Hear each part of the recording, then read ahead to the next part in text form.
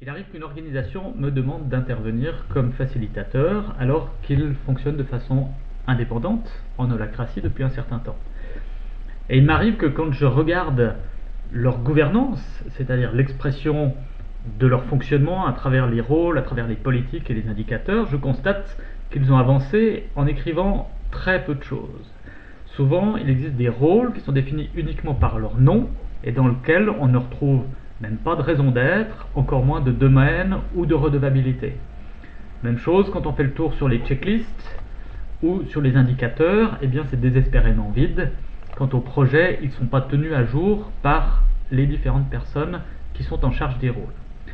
Pour cette raison, je voudrais revenir sur un document qui s'appelle la Constitution, qui sous-tend la pratique de l'holacratie, puisque ce document regroupe la liste des règles de fonctionnement, et parmi ces règles, eh bien, les droits et devoirs des gens, des membres de l'organisation, qui énergétisent des rôles, qui sont en charge de ces rôles-là.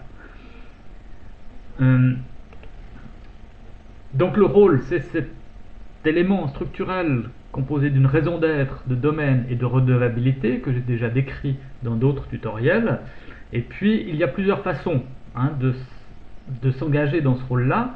La première et celle qui va nous intéresser, c'est la personne qui s'y met comme leader, c'est-à-dire la personne qui impulse des actions, qui porte la vision, qui porte la raison d'être et qui va rendre compte de ce fonctionnement-là. C'est sur cette personne-là que repose la responsabilité, les autres responsabilités qui sont définies au chapitre 1.3. Pourquoi ? Parce que une mauvaise gouvernance, ce n'est pas la responsabilité d'une seule personne. Ce n'est pas, par exemple, la responsabilité du premier lien. Même s'il a une responsabilité légèrement supérieure puisqu'il porte la vision et la mission de l'organisation, eh bien chacun, dans son rôle, se doit d'amener un certain nombre de tensions quand les choses qui sont exprimées ne sont pas claires.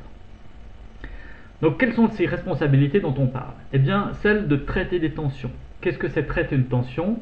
C'est d'observer comment la raison d'être et les différentes redevabilités sont effectivement exprimées, et puis en les comparant à la réalité, de mesurer l'écart qu'on appelle tension et de faire quelque chose pour que ça change, pour réduire ces tensions. Donc si on n'a pas de raison d'être, si on n'a pas de redevabilité, eh bien on ne peut pas mesurer cet écart.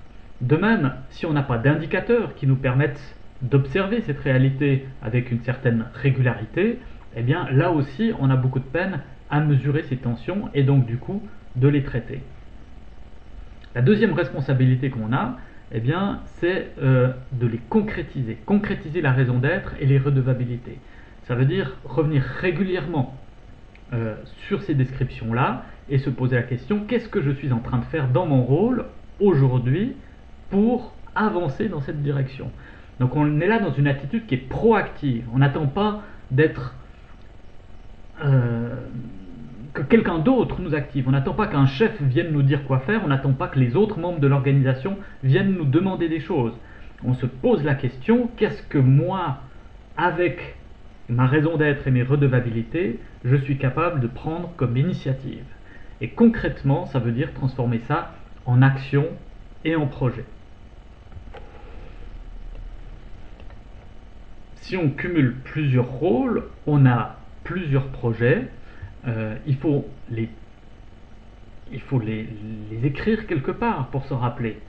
Toutes ces actions, si ça reste uniquement dans la tête, ça nous prend inutilement de l'espace mémoriel, et puis surtout, il y a toutes les chances qu'au moment où on se pose sur la table en se disant qu'est-ce que je dois faire, ça ne soit pas nécessairement les choses les plus importantes. Donc, on a la responsabilité d'avancer dans ces projets, on a la responsabilité de documenter les projets, les prochaines actions dans un espace collaboratif, c'est-à-dire que cette documentation, elle doit être accessible non seulement à quelqu'un qui nous remplacerait pendant nos vacances, non seulement à quelqu'un qui prendrait la suite de notre travail, mais aussi aux autres membres qui doivent être informés de ce qu'on est en train de faire pour pouvoir aligner leurs actions sur la nôtre. Donc pour ça, on a besoin d'un espace partagé. Ça peut se faire avec un logiciel, ça peut se faire avec un cloud ou n'importe quelle autre méthode qui permette de mettre à disposition des autres un certain nombre d'informations, mais en tout cas l'organisation doit se mettre d'accord et les personnes en charge des rôles, elles doivent régulièrement aller faire ces mises à jour. Et le dernier élément, eh bien, c'est la priorisation.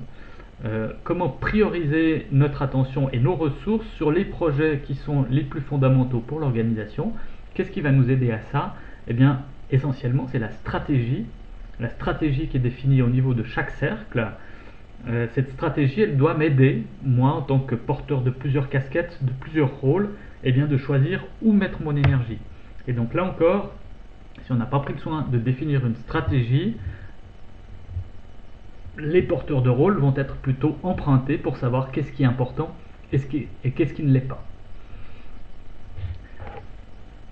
Voilà, je voulais revenir sur cet aspect-là pour vous rappeler eh bien, qu'une bonne gouvernance, ce sont des rôles qui sont clairement définis en termes de raison d'être, surtout, et puis ensuite de redevabilité et de domaine. C'est des checklists qui permettent de savoir et de partager ce qui a été fait et pas fait avec une certaine régularité, des indicateurs qui permettent de savoir et de mesurer un petit peu différents éléments évolutifs de notre organisation, et puis surtout une liste de projets à jour et partagée entre tous les membres de l'organisation pour savoir où on va.